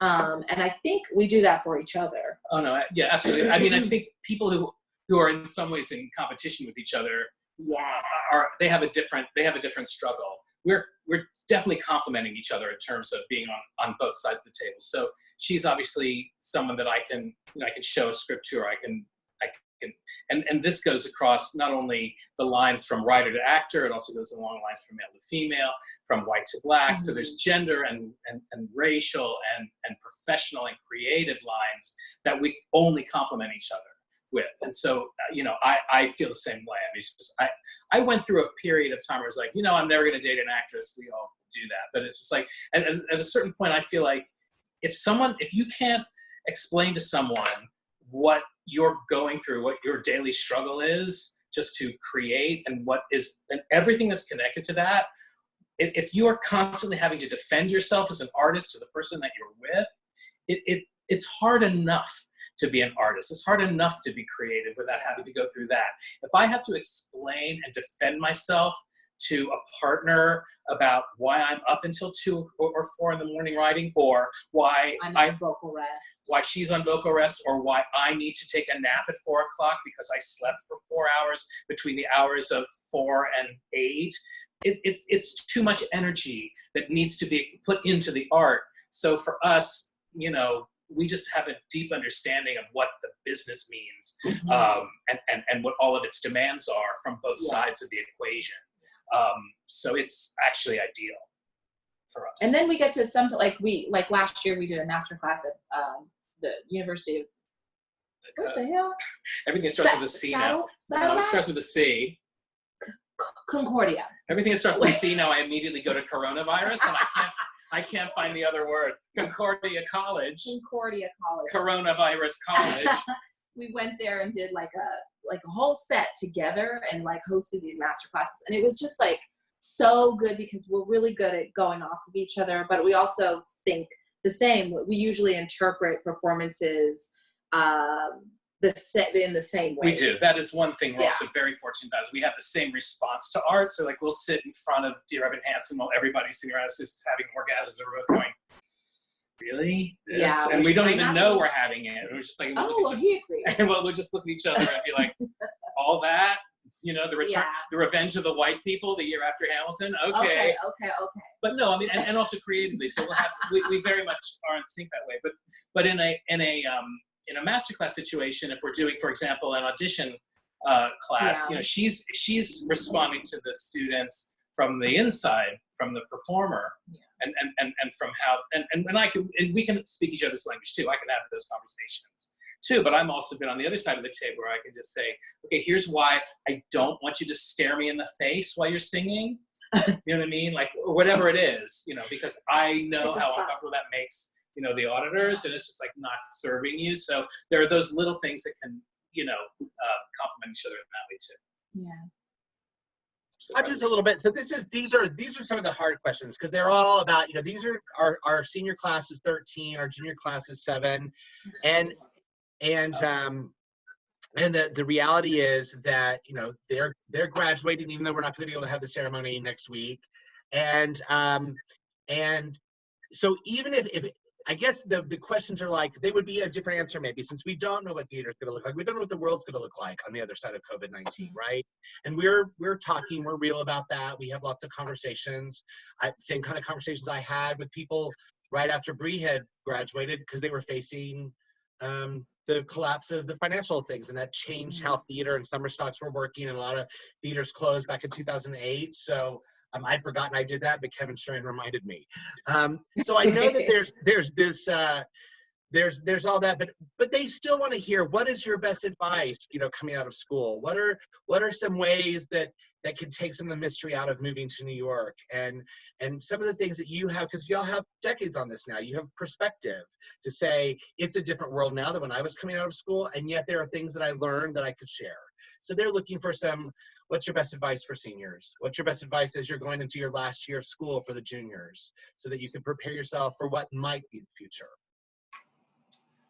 Well, going back to what I said earlier about like your access to content and information, juniors, like, you need to be reading every play. You just need to be consuming as much as you can. It's something I didn't do. I did, but I was a little late on it. And I just wish I had listened to more scores when I was in college, because you have nothing but time. I mean, of course you're taking class and you're tired, whatever, but like, just have it as you walk on the quad, or you're laying in the quad, like, just listen to shows and sort of gather what you love, because we talk about this all the time. What formed you and what shaped you at a younger age, like, always comes back in your writing, in the way you perform. Like, it's omnipresent. So you want to make sure that you're taking in the best art. He had his head buried in Sondheim. We have Sondheim books everywhere in this apartment. And why not? It's like the best person you can go to for learning how to tell a story in song, and how to write lyrics well that stand the test of time. So I would just say, make sure that you're taking in as much content as you can. Read plays. Yes, watch Netflix.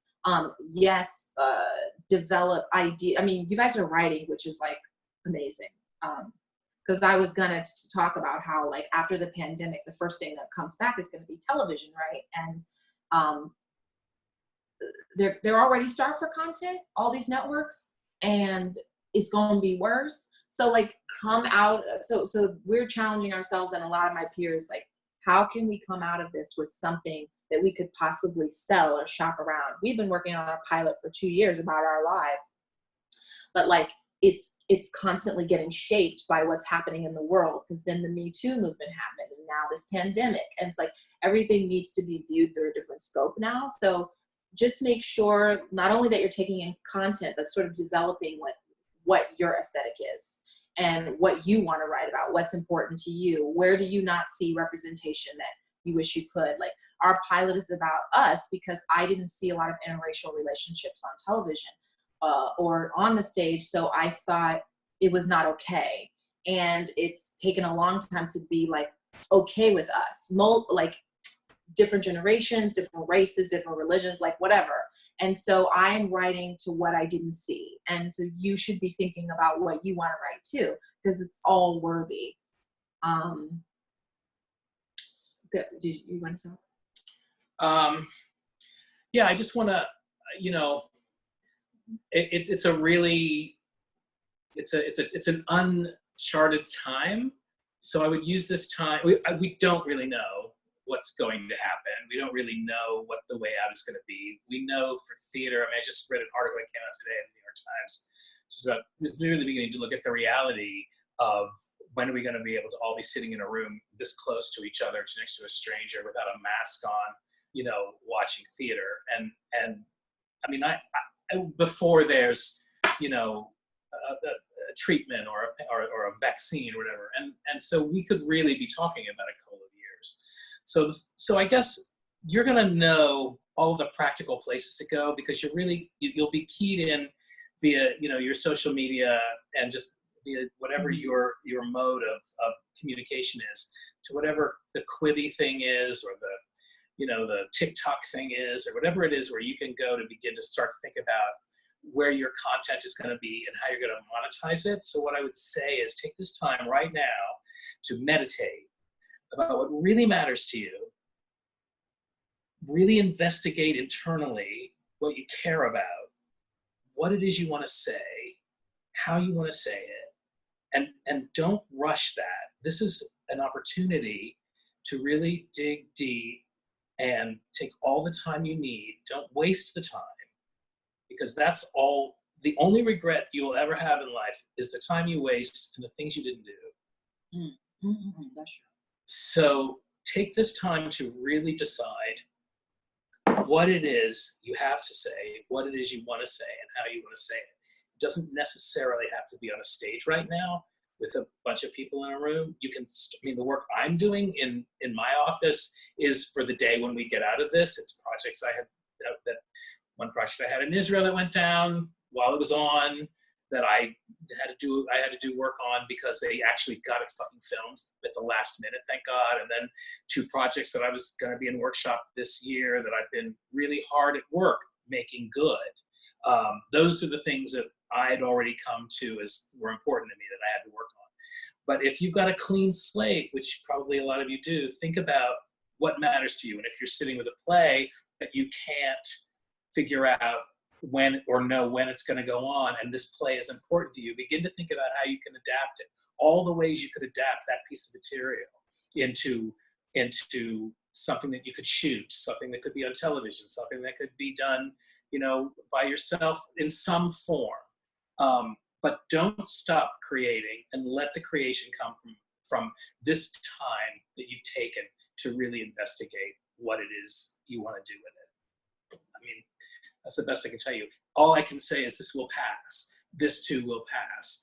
The Blitz passed in London in the 40s. You know, I mean, you know, I lived through Watergate. Nobody thought we'd fucking survive that. I was born when Kennedy was assassinated. Nobody thought we'd fucking survive that. 9/11 happened, and I was, you know, my daughter was 11 years old, and I looked at her and I was just like, what the fuck? Are we going to survive this?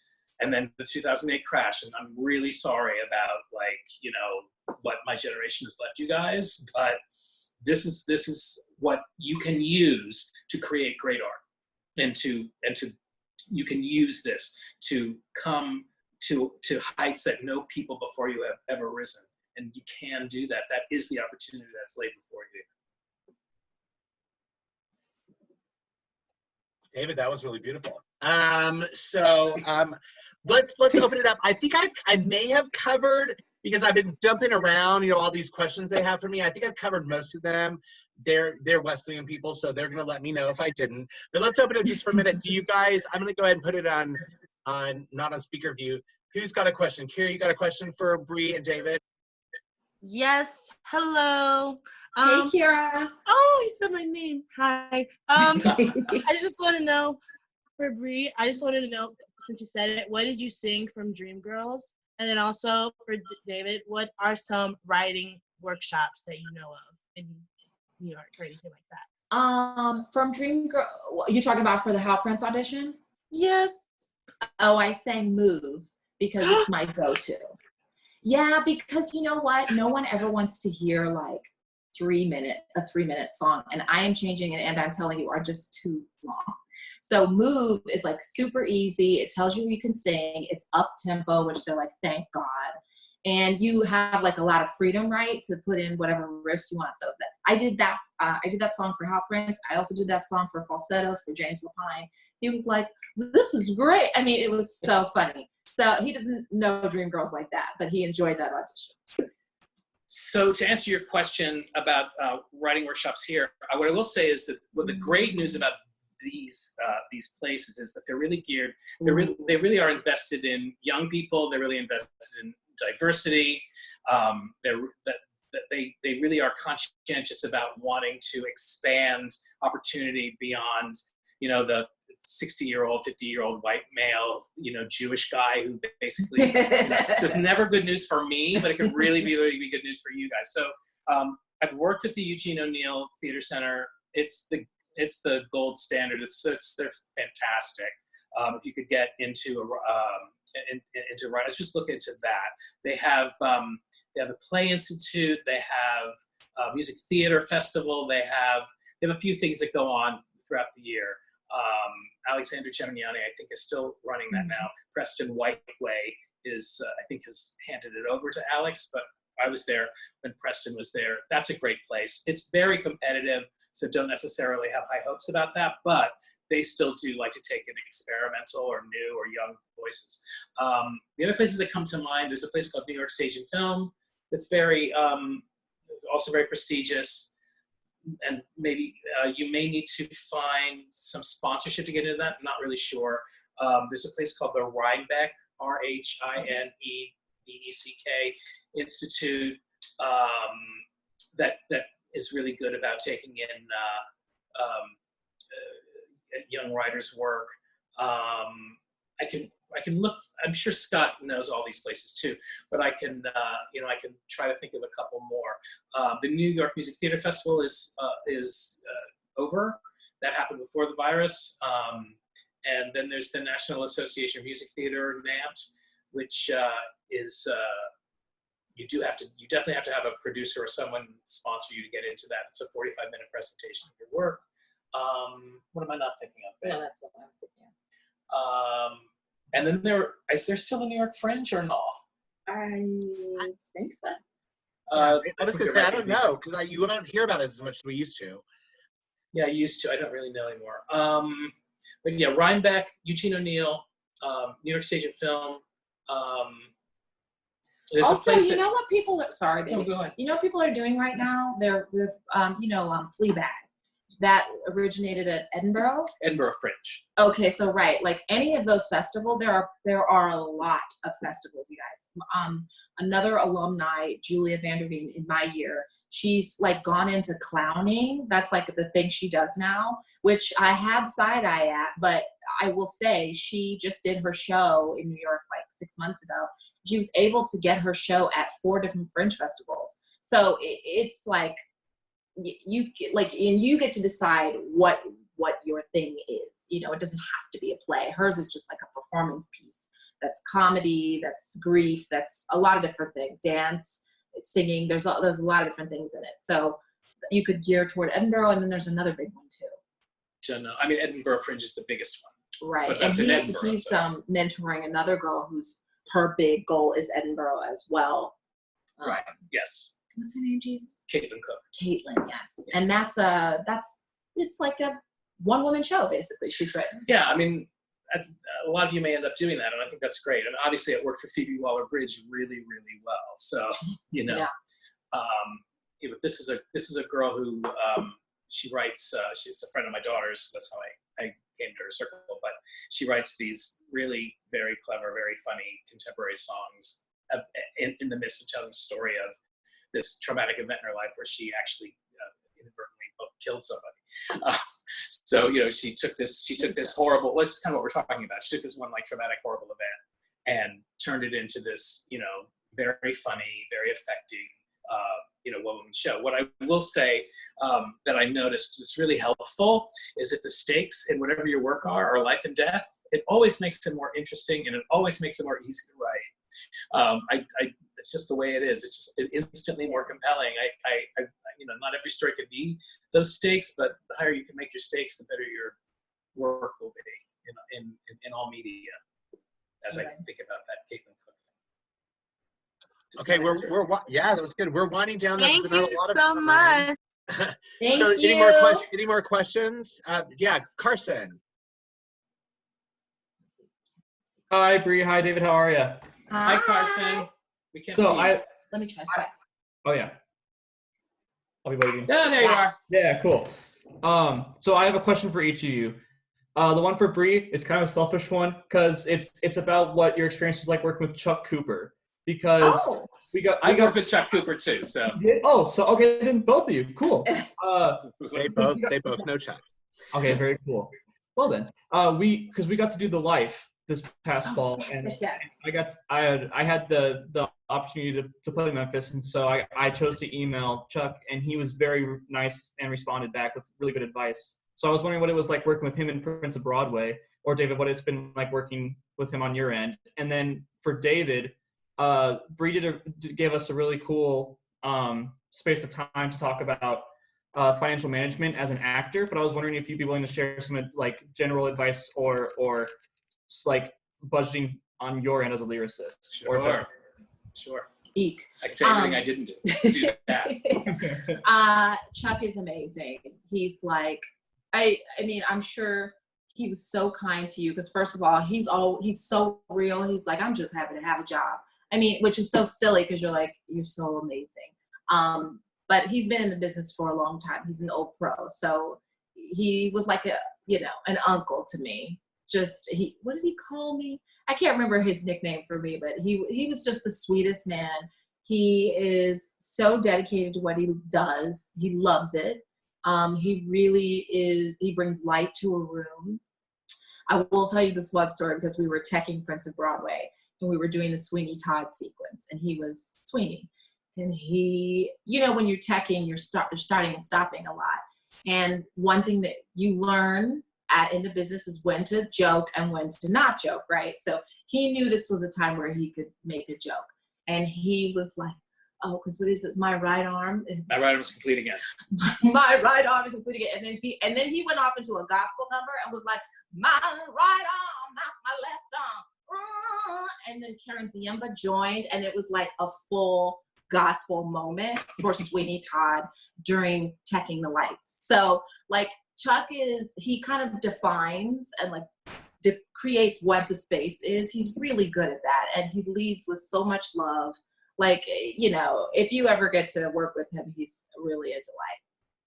And I think you have the same experience. Yeah, I don't have much to say about Chuck except, he did one of my readings of one of my shows and a workshop, and he was there for the 20-hour reading. And if you can have someone like Chuck in the room with you, then just observe them and observe the ease that comes with experience and emulate that, because it's a very calming presence, and it's instructive because it's something to aspire to, that level of just calm confidence. I'm putting one foot in front of the other. I'm keeping the drama off stage, and I'm putting it into my work. And that's I would say that's for me. And I'll say one other thing. We were doing the showboat sequence, and he sang Old Man River, and it was right after like another police brutality moment where another Black man had been killed, and he was the tension was in the room when he was singing, but you felt what he was singing about, and he paused. And I remember House said, Chuck, because it was a long pause, and he said, I just need a moment because I'm singing for a lot of people here.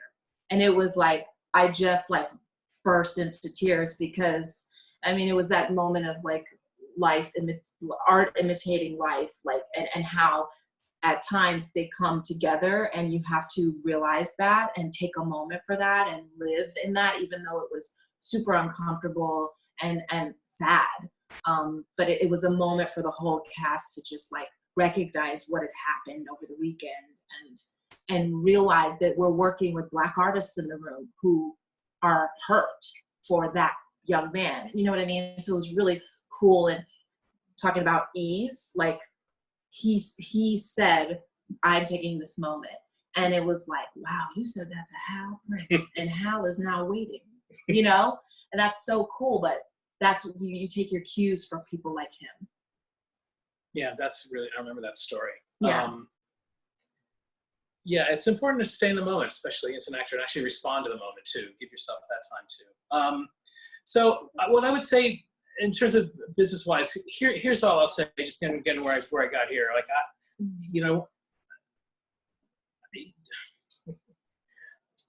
save money now.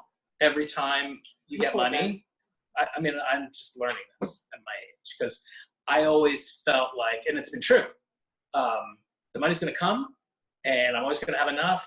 And if I need more, I know how to get more. I can write my way out. And I always have. I made more money last year than I made the year before that and the year before that. So I've done that. But what I've been really, really not doing is saving for a rainy day like this. So the advantage in this having happened to you when you're this young is to know that this happens. And, this is the dress rehearsal for climate change. Just to be real about it. So start saving your money now. Whatever, because even if it always felt to me like I never had enough to really just live the way I wanted to. And that one day I would have that. And then that's when I would start saving. That's something I regret. I mean, because at any point, if I'd really, really had the long view and was able to do it over again, I don't have a lot of regrets in my life, but that's certainly one. Is that I didn't want, when that money came in from, like I sold a movie to David Geffen and Warner Brothers in 1994, an animated movie for $1 million. And it went to, I was the lyricist and the composer and the book writer. So we split a third. And then of that third that I had, 10% to a manager, 10% to an agent, 5% to a lawyer, the rest in taxes. By the time I was done, I had $45,000, which I had to split with my soon-to-be ex-wife. So that's what came out of that. So I thought, well, great. I'm not going to save any of that because, look how much I netted, not much, of $1 million. And it led to my career as a songwriter in Hollywood. So it was like great stuff came out of it. But if I'd said I'm going to save 10% of that $25,000 and I put that $2,500 in an account somewhere and forgot about it, it would have been worth something by now. If I'd always done that, it would have been worth something. But because it always feels like as an artist, you're going hand to mouth and you're never going to have enough. And when you do have a lot, it's like, well, I know eventually I'm going to need to dip into it anyway. That was the mindset. Plus I was raising a daughter at the time, so there was all of that kind of additional stuff. But now see, you guys have the content. You got that Digit app where you can just set it up to your account and it can just take, I think you just put your goal in and it just calculates how much it needs to take. Like, take advantage of that stuff because it's feast or famine. And when it's going well, it's so wonderful to just be in the moment and eat out all the time, go out for drinks and buy what you want and not check your balance. And it's actually a mess when a pandemic happens. Artists have to pay themselves first. Say it again. I just said artists have to pay themselves first. You got to pay yourself. Right. Yes, totally. And the other thing I would say is, the other thing I didn't know is that it's not as big a deal to buy a house or to buy a piece of property as I always imagined it was. So just know that people want to work with you to get things like houses that appreciate in value. And that maybe it's something to consider, when you've got a little bit of money to do it with. That's something I think I probably would have definitely done had I known for a little bit down the line, in probably 2 or 3 years. Those are kind of big random thoughts there. Well, no, this is awesome. Well, you know what? We're at time, and time is money. I would like for everybody, please thank Bree and David. If you guys have any more questions or anything, I know you probably have to go. I mean, where are you going to? You ain't got nowhere to go. But if you want to talk to us, we're here. So if you have any more questions, feel free to ask. Do anybody have a burning question they want to ask right now? Burning. Okay. Here's the thing I want to say is, Bree, the last time Bree was on campus was 2010, so it's been 10 years since she came and saw a performance of Passion. It was about 3 years after she graduated from college. She just happened to be coming through. So hopefully we won't have to go another 10 years. Bree knows I adore her. Scott, I have a question. Oh, Travis, you have a question for them. Okay. Yeah. Hi, I'm Travis. Sorry, it just says Tarv. I didn't know that name was stick everywhere. But yeah, you were talking about different fringe festivals, and I was wondering, you talked about what they are and where they are, but what kind of stuff do you do to actually reach out to them, like the different workshops and fringe festivals? Like, do you go to their contact me on their website or something? Is it that simple? Google them, go to their websites. They will always have how to apply for them, what the content is that you need to submit to them. Follow the instructions as closely as you can. They'll basically tell you whether they need to be a blind submission, how many songs they need, or how many pages, if it's the whole play, what condition it needs to be in. They all have varying things that they need, requirements. Thank you. Yeah. So that will always vary, but I would definitely just start by just Googling. You can also Google, the other thing I would say, Travis, is Google, like for other writing workshops that we may not have thought of. If things come up and you want to just shoot an email to me or Bree, we'll tell you whether we've heard of them, whether they're credible, whether they have, some of these people are not credible. And definitely I would say, I said this to the kids at Concordia, use this as a resource for those kind of check-ins. It's perfectly fine. We'll take the second and go, don't bother with them. That's nothing. That's a scam. That's somebody's trying to get into your pants. Whatever it is, we'll just let you know. And then you'll know which ones to apply to and which ones not to. Yeah. Cool. Thank you so much. Of course. Back to you. Well, again, I just wanted to say thank you so much. This has been delightful. I always I can't wait for my next New York trip. I'll make sure I have a drink with you guys. And Scott, we want to see you again. Coming. Well, I don't know because of all this. So we got to wait and see where we're on the other side. And you guys are also so super busy. I got to wait to see what your next projects are for me to come see. I could have told you 6 weeks ago what they were going to be. I thought I knew y'all's plan, but it got changed. We're very open, darling. We'll see you guys later. Gonna walk the dog now. Gonna walk the dog. We love you guys. Thank you so much. Thank you so much. Thank you. Thank you. Thanks, Kara. Bye. Thank you. So you go.